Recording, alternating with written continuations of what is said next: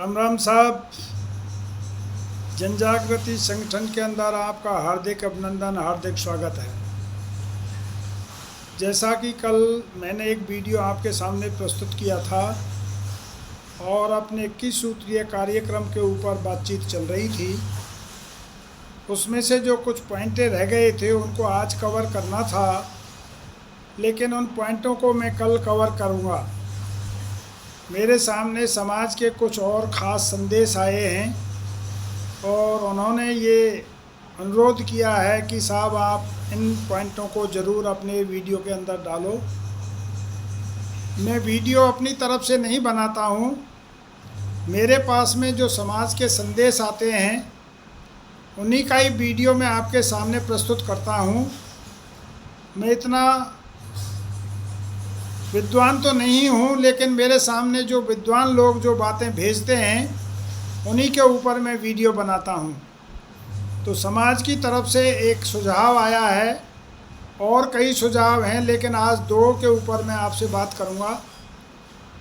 पहला तो है जो ये डाक कावड़ चल रही है, इसके ऊपर समाज के बहुत लोगों के समाचार आए हैं और वो कह रहे हैं कि साहब हमारे हिंदुस्तान के अंदर कहते हैं कि 36 कौम हैं, लेकिन 36 कौमों में से सिर्फ एक गुर्जर ही हैं जो कि ये डाक कावड़ का चलन जिन्होंने चलाया है।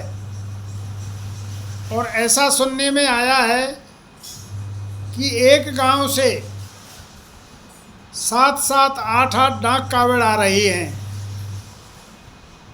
पिछली साल तो कम थी, लेकिन इस साल देखने में आया है कि कुटुंबवार, थोकवार डाक कावड़ लाना शुरू कर दिया है।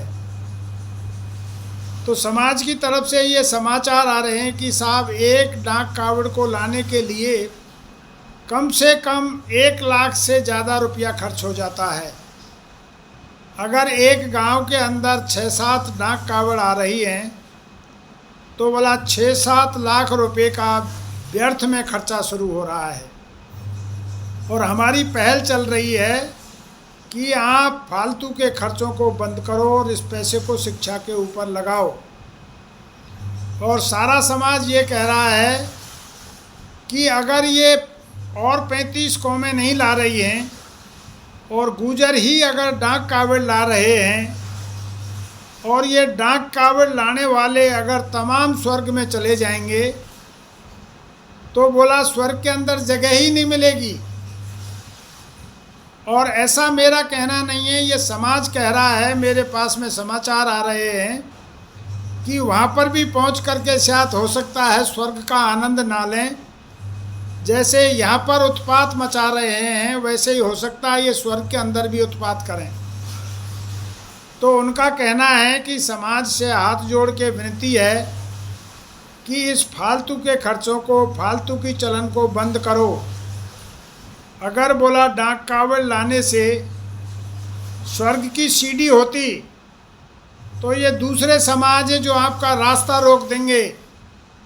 जैसे आपको पता है कि पहले आपकी रोटियां रुक गई थी, आपके रास्ते रुक गए थे, आपको आना जाना मुश्किल कर दिया था। तो सभी समाज से निवेदन है और सभी समाज की ओर से निवेदन है कि जो इस प्रकार की जो भूल कर रहे हैं उसके ऊपर कंट्रोल करें।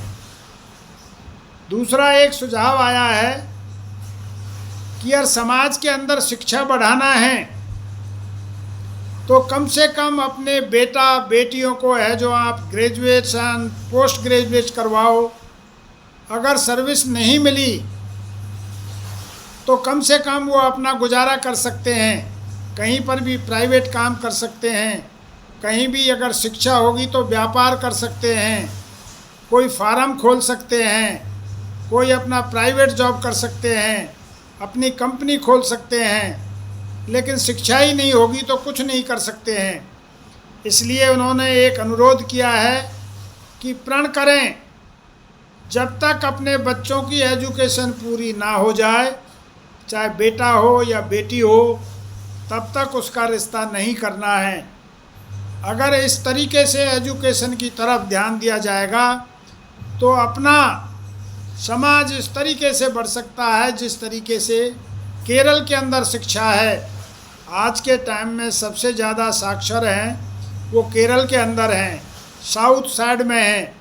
आपको दक्षिण साइड की प्रेरणा लेनी चाहिए और अपने बच्चों को ज़्यादा से ज़्यादा शिक्षा दो, और शिक्षा पूरी होने के बाद ही अगर आप रिश्ता करेंगे तो शिक्षा की तरफ ध्यान जाएगा।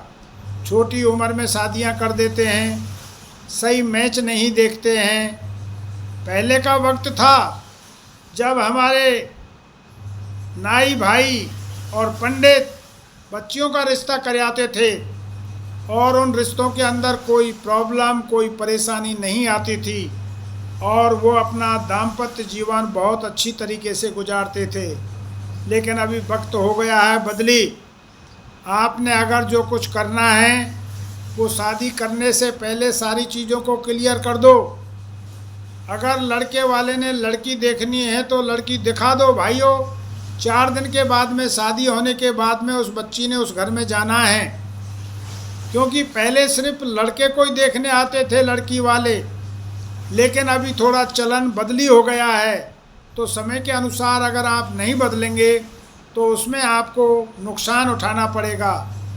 शादी करने से या सगाई करने से पहले आप बच्चे वाले से सारी बातें अपनी क्लियर कर लो।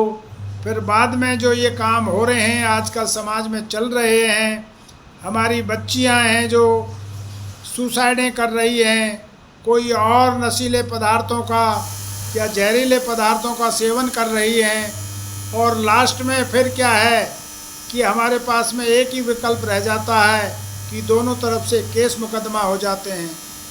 और केस मुकदमा होने के बाद में आपसे मैं विनती करता हूं कि आप लोगों का देखा होगा सब जगह पर वही लास्ट में अपना आके समझौता होता है। तो आप बर्बाद मत हो। मेरा सर्व समाज से कहना है कि समझदारी लेकर के और काम करें, अपनी बर्बादी को है जो रोकें, रिश्ता देख करके करें जो कि आगे तक मजबूत बना रहे। दूसरा, एक मेरे पास में संदेश आया था किसी भाई का कि साहब आपने 21 सूत्रीय कार्यक्रम के अंदर एक दहेज का पॉइंट नहीं जोड़ा। तो मेरा अनुरोध यह है कि मेरे पास में जो ये पॉइंट हैं और टीम जो इस 21 सूत्रीय कार्यक्रम को कर रही है वो सर्व समाज के ही पॉइंट हैं, और दहेज तो एक ही तरीके से बंद हो सकता है। मैं आपसे विनती करता हूँ कि दहेज लेने वाला मनाही कर दे। पिछले साए के अंदर 2 साल से कई जगह पर ऐसा हुआ है कि हम पावटे के अंदर एक बारात में गए थे और रेंडाल वाले सूबेदार महासिंह साहब ने अपने 2 भतीजों की शादी की थी, और पावटे गांव के अंदर उन्होंने अंकमाले के टाइम पर खड़े होकर के और निवेदन किया था कि साहब मेरे को थाली के अंदर 1 रुपया और 1 नारियल चाहिए।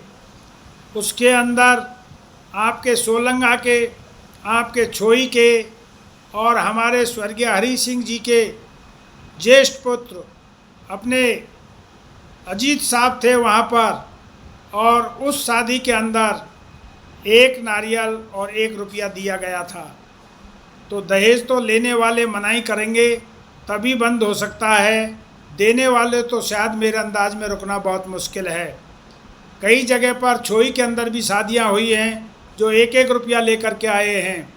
पिछली साल बहुत शादियों के अंदर बेटे वाले ने हाथ जोड़ करके विनती की है कि मेरे को थाली के अंदर 1 रुपया और 1 नारियल चाहिए।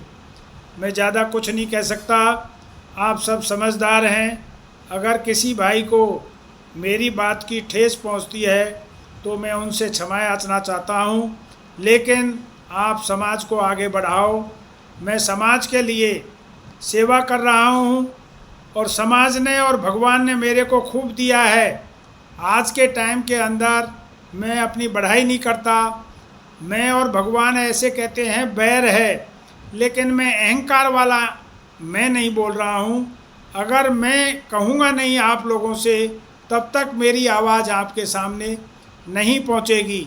इसलिए जो आपके सुझाव आते हैं उसी का मैं वीडियो बना करके और आपके सामने प्रस्तुत करता हूँ। मेरे शरीर का एक एक कतरा, एक एक खून की बूंद जब तक जीऊँगा इस समाज के लिए है, और इस समाज को ही मैंने भगवान माना गया है।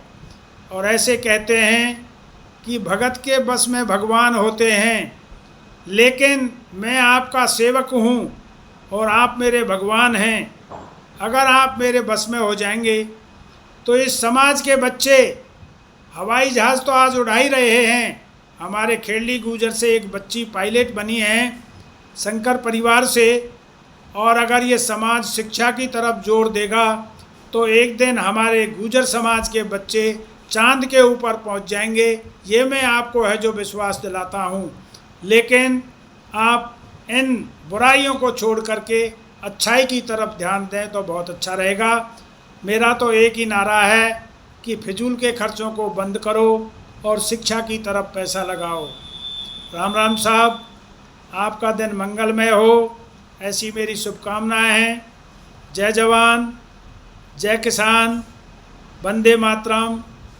एक बार पुनः तहे दिल से आपको 15 अगस्त की बहुत बहुत शुभकामनाएं, और एक बार मेरी तरफ से समस्त समाज के लिए हाथ जोड़ करके राम राम साहब।